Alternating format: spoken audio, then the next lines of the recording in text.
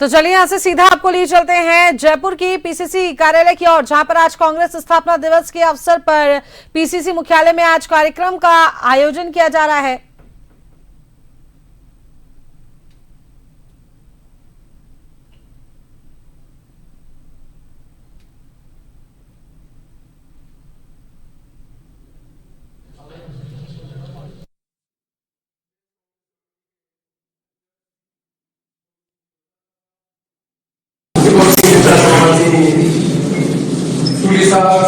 मंच पर बैठे हुए अन्य हमारे कांग्रेस के पदाधिकारी, उपस्थित सम्मानित कांग्रेस, सबसे पहले मैं स्थापना दिवस पर आप सबको बहुत बहुत शुभकामनाएं देता हूँ।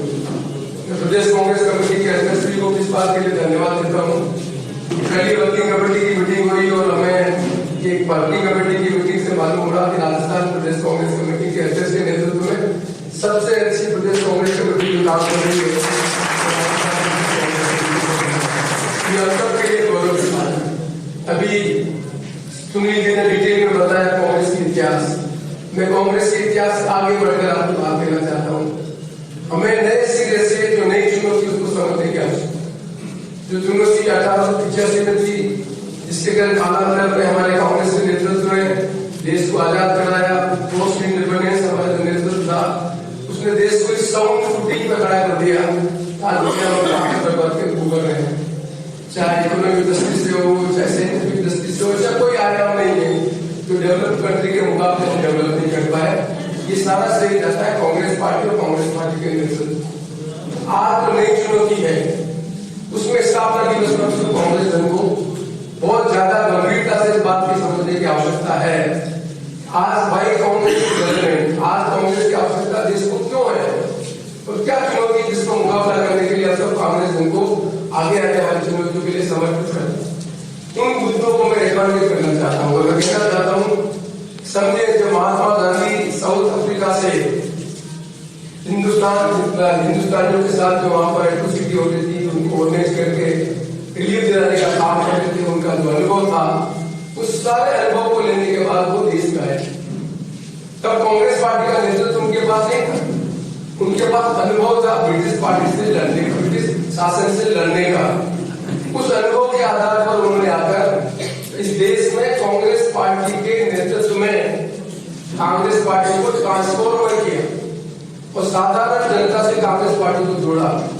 और केवल एक जो बात है उसको ध्यान रखने का आवश्यकता है, जिसको राहुल गांधी बार बार कह रहे हैं, लड़ाई सत्य की होती है। सत्य जो होता है वो आगे प्रिवेल करता है। उस समय महात्मा गांधी के मन में ये कल्पना थी, मैं ब्रिटिश हुकूमत को सत्य, अहिंसा और इस नॉन वायलेंस के माध्यम से देश को आजाद करूं। तब लोग मान नहीं रहे थे कि क्या ऐसा संभव है। जब देश के नेतृत्व करने वाले जो कांग्रेस पार्टी के लोग थे उनके मन में कल्पना ही नहीं थी एक व्यक्ति ऐसा भी आएगा और इस तरह से पूरे देश को, न केवल कांग्रेस पार्टी को, पूरे देश को प्रभावित करेगा। और दुनिया में करके बताया उन्होंने। आज दुनिया में ऐसा कोई देश नहीं, ऐसा कोई दुनिया का नेतृत्व करने वाला व्यक्ति नहीं है, नेल्सन मंडेला हो, चाहे मार्टिन लूथर हो, कोई भी हो, जो महात्मा गांधी के बारे में नहीं बोलता।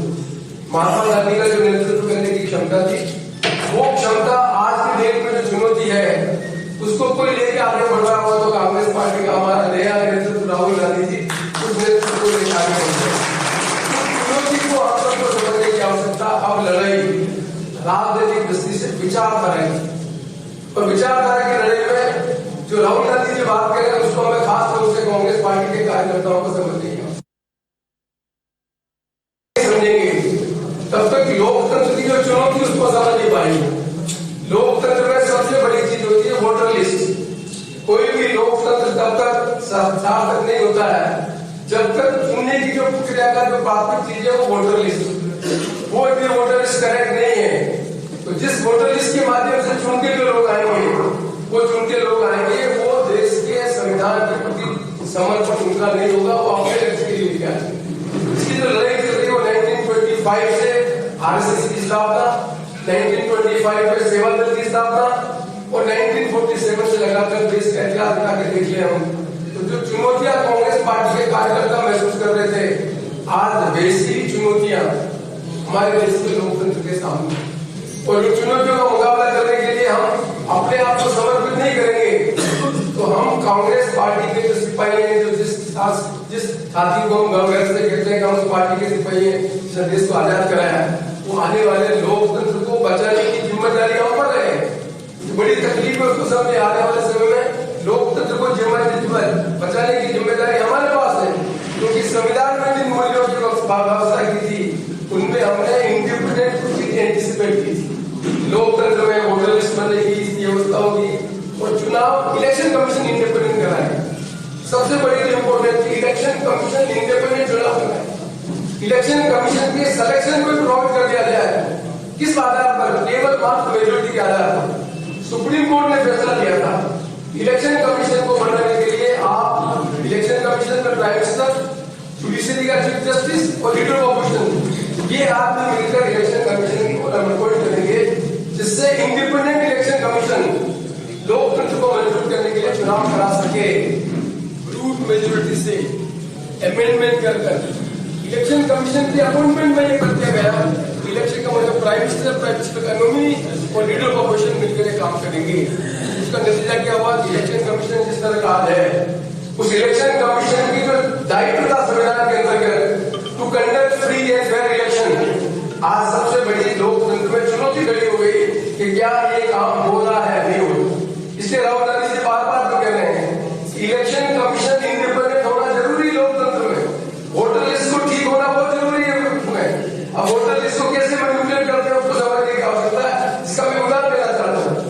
आप सबको याद है 2024 का इलेक्शन हुआ लोकसभा का, तब महाराष्ट्र में 30 पार्लियामेंट्री सीट में जो कांग्रेस का इंडिया अलायंस का उसकी लीड थी, 30 पार्लियामेंट्री सीट में लगभग 90 से 100 असेंबली सेगमेंट। इलेक्शन कमीशन आज दिन तक इलेक्शन जब होते किसी स्टेट के 2 स्टेट के साथ लगा, इलेक्शन जुट थे हरियाणा के, इलेक्शन जुट थे महाराष्ट्र, दोनों के चुनाव साथ ही कराए।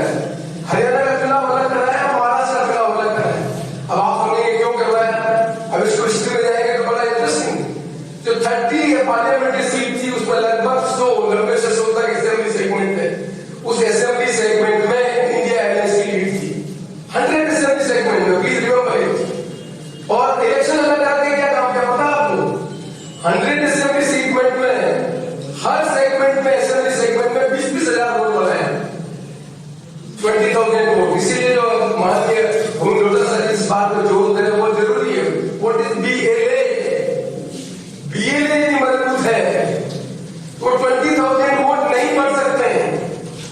20,000 वोट बनाकर इस सेगमेंट में जब असेंबली का चुनाव हुआ तो जब 30 पार्लियामेंट्री सीट के 90 से ज्यादा जो लीड थी, और 90 की 90 सीटें हैं तो कांग्रेस पार्टी अलायंस आ गई।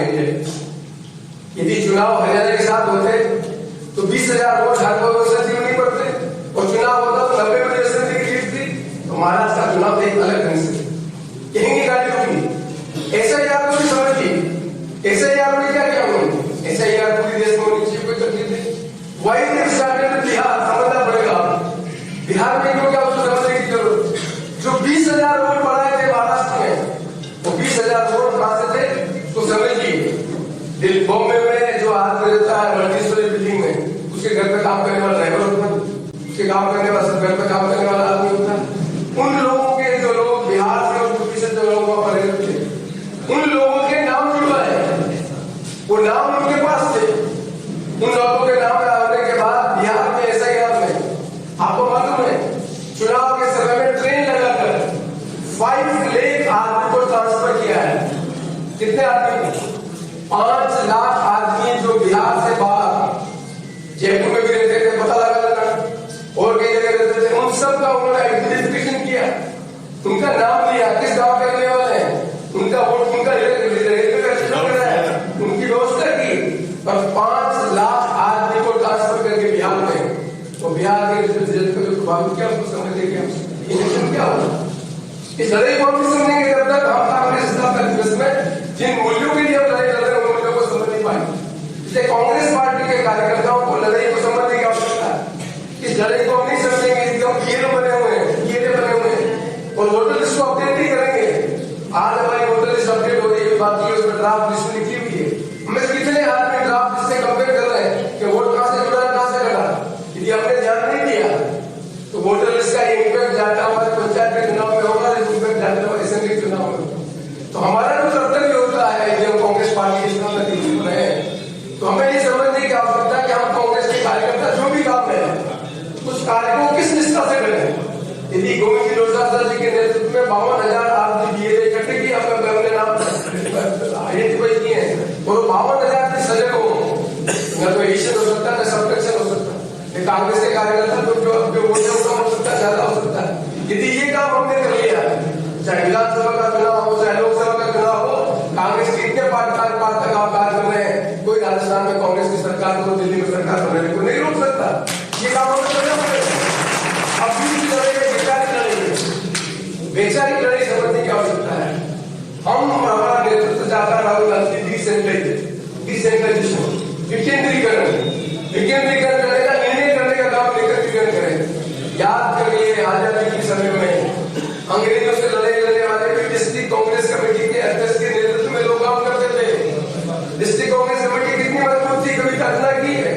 डिस्ट्रिक्ट कांग्रेस कमेटी का अध्यक्ष जो उस जमाने में होता था, कौन होते वही लोग आजादी के बाद कांग्रेस पार्टी के नेता बने और देश का निर्माण करने का काम किया। क्या राजेंद्र प्रसाद डिस्ट्रिक्ट कांग्रेस कमेटी के अध्यक्ष नहीं थे? क्या जवाहरलाल नेहरू कांग्रेस पार्टी के अध्यक्ष नहीं थे? क्या सुभाष चंद्र बोस कांग्रेस पार्टी के अध्यक्ष थे? डिस्ट्रिक्ट कांग्रेस कमेटी इतनी मजबूत थी, वो जनता की समस्याओं को जुड़कर अपने बेस को बढ़ाया, अंग्रेजों के सामने खड़ा किया। अंग्रेज की हुकूमत में हिम्मत नहीं होती थी, वहां संघर्ष करवाया और देश को आजाद करने का काम किया। तो आंदोलन में भाग लेकर हजारों लोग आते थे। सुनील जी बता रहे थे 1942 में जब गांधी जी ने बात की तो हजारों लोग सड़क पे आए थे। आज हमारी क्षमता होनी चाहिए कांग्रेस पार्टी के कार्यकर्ताओं की कि कांग्रेस पार्टी जिस लड़ाई लड़ रही है, यदि हम आज नरेगा पर लड़ाई लड़ने की सड़क पे जा रहे हैं, यदि कांग्रेस पार्टी का नेतृत्व कह रहा है तो हमें क्षमता होनी चाहिए कि नरेगा की लड़ाई को लड़ाई कर लेंगे। इतने लोग सड़क पे आएंगे कि सरकार को मजबूर होकर नरेगा को वापस कर देंगे। समझना पड़ेगा लड़ाई की बात नहीं कर रही। कांग्रेस का कार्यकर्ता समझेगा इन चीजों को, स्थापना दिवस की महत्ता को नहीं समझेगा। इसलिए मैं तो गोविंद जी लोचासा से आपको धन्यवाद देना चाहता हूँ। इस लड़ाई को और आइडियल बनाने के लिए राजस्थान एक ऐसा प्रदेश है, क्योंकि मुझे सौभाग्य मिला है, मैं राजस्थान का भी पंचायत राज मंत्री रहा कैबिनेट मेरा और भारत सरकार में भी पंचायत राज मंत्री कैबिनेट नहीं था। ये भी एक इतिहास।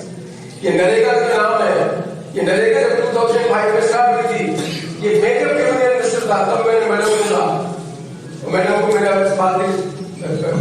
बात समझाया बात को कि नरेगा को क्या समझने की जरूरत है। नरेगा जब चल रही थी तो नरेगा को चलाने के लिए गांव के गरीब आदमी को मजदूरी मिल सके। मजदूरी क्यों मिल सके? कल्पना की पंजाब में और हरियाणा में खेतों में मजदूरी करने के लिए बिहार का आदमी, गरीब यूपी का आदमी फैमिली लेके आता था और मजदूरी मिलती थी 40 रुपए 50 रुपए मजदूरी। 2005 में मैंने स्टार्ट किया था तो मिनिमम वेज था 80 रुपए। हमारे साथ आज बैठे उनको मालूम हुआ, मैं प्रदेश कांग्रेस कमेटी का अध्यक्ष बनाया मुझे। तब 2009 के चुनाव से पहले हमने कहा कि हमारी सरकार बनेगी तो मजदूरी 100 रुपए करेंगे। तो हमने गांव-गांव में पंचायत राजस्थान प्रदेश कांग्रेस कमेटी ने हर विधानसभा क्षेत्र में नरेगा के लिए हमने लोगों को मोबिलाइज किया और हमने कहा कि हम 100 रुपए मजदूरी देंगे, हमारी सरकार बनेगी। 2009 में हमारी सरकार बनी, मुझे पंचायत राज मंत्री बनने का मौका मिला। 100 रुपए नरेगा का मंत्रालय मेरे पास था, 100 रुपए मजदूरी हमने 2009 में की। हमने यही काम नहीं किया। मैंने फैसला कराया कि सीपीआई कंज्यूमर प्राइस इंडेक्स में हर साल 1 अप्रैल को नरेगा की मजदूरी रिवाइज होगी। इसलिए 80 रुपए की मजदूरी बदलकर आज राजस्थान में 245 रुपए मिलती है, क्योंकि हमने कानून बनाया। इस नरेगा के नए कानून में श्री राम जी ने उस क्लास को खत्म कर दिया।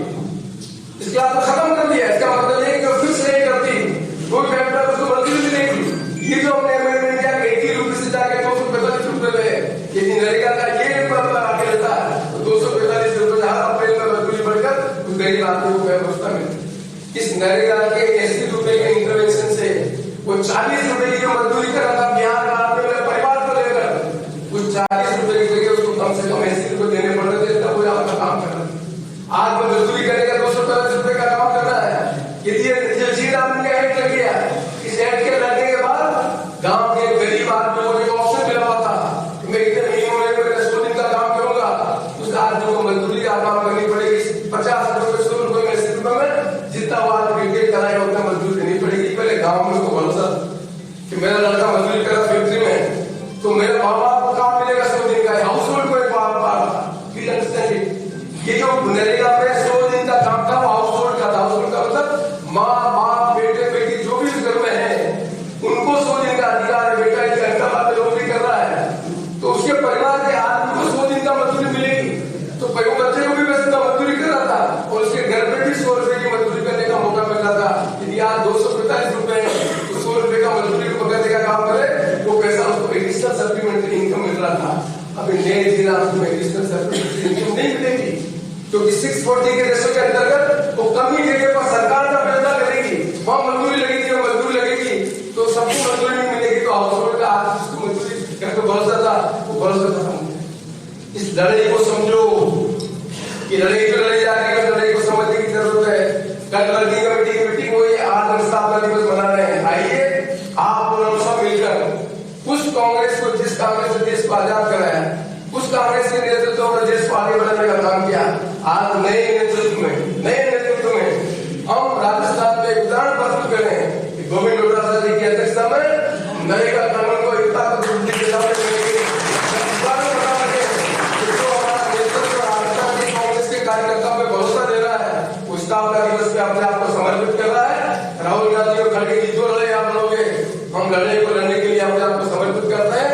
देश में लोकतंत्र को बचाएंगे और देश को आगे बढ़ाने का भी काम।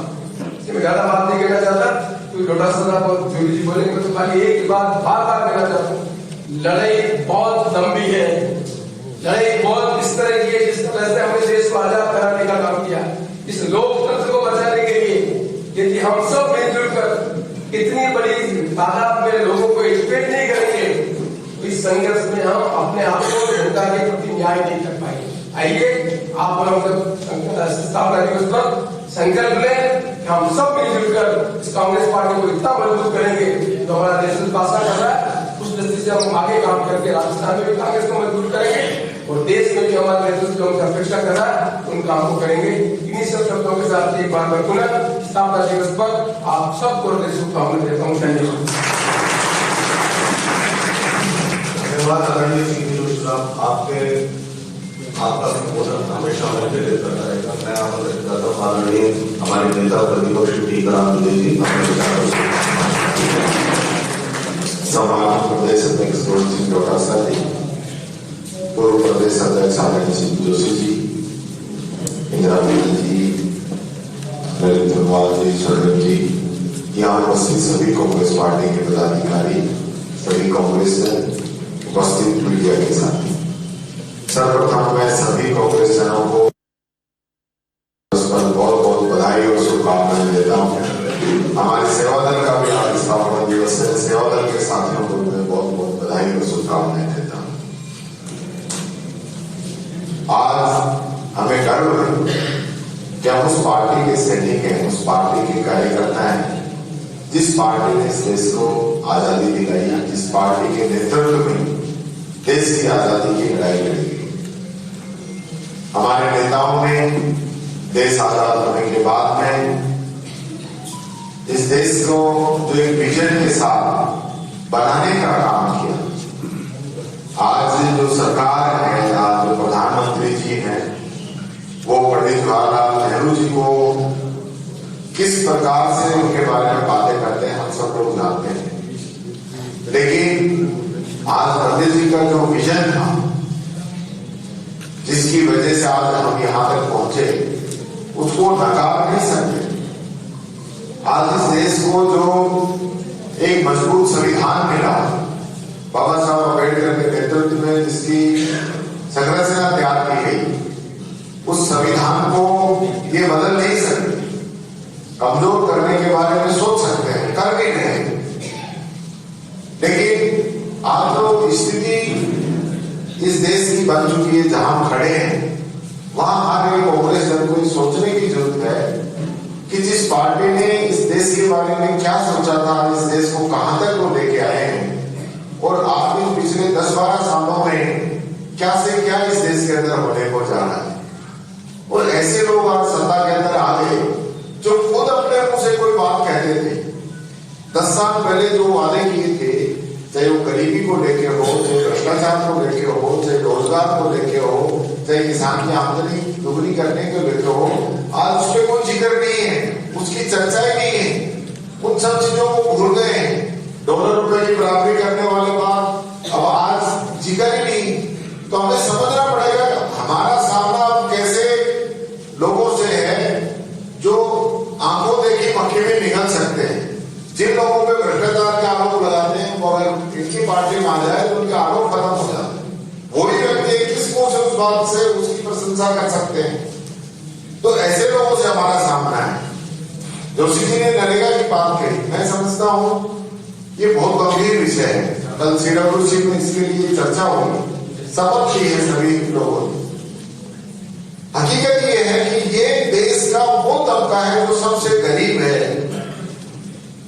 मनरेगा में कोई व्यक्ति काम पे जाता है जिसको कहीं काम नहीं मिलता, गांव में छोड़ना चाहता है, उसको काम उसके गांव में मिलता है और वो मनरेगा में काम कर लेता है। फूड सिक्योरिटी एक्ट से उसको गेहूं मिल जाता है और कांग्रेस की योजनाओं से उसको चाहिए एजुकेशन की हो, चाहे मेडिकल की हो, उनको फायदा मिल जाता है। पेंशन है, उससे उसका गुजारा चल जाता है। तो गरीब जो है अपना जीवन यापन कर रहा है, लेकिन इन लोगों की प्रायोरिटी गरीब नहीं है। और यही कारण है कि अब ये मनरेगा का जो कानून है अब वो पूरा बदल दिया गया है। अब वो कानूनी जो रूप था, पहले वो मनरेगा योजना नहीं थी, मनरेगा कानून था, अब मनरेगा योजना हो जाएगी। केंद्र सरकार इसका बजट जारी करेगी। पहले बजट अंदाजे से रखते थे, बढ़ाना